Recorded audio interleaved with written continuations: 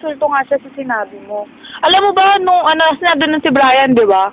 Natawa nga si Brian, tapos sabi kong gano'n. Hindi, kasi parang, di ba? Ano? Ang pangit naman kasi sasabihan mo lalaki. Oh, sabihin nga natin, oo, alam mo nga na gano'n. Pero bakit kailangan? Sorry naman ako eh.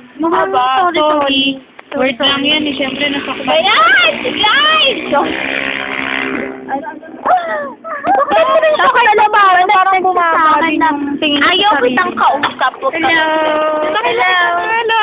Binabati ko nga pala.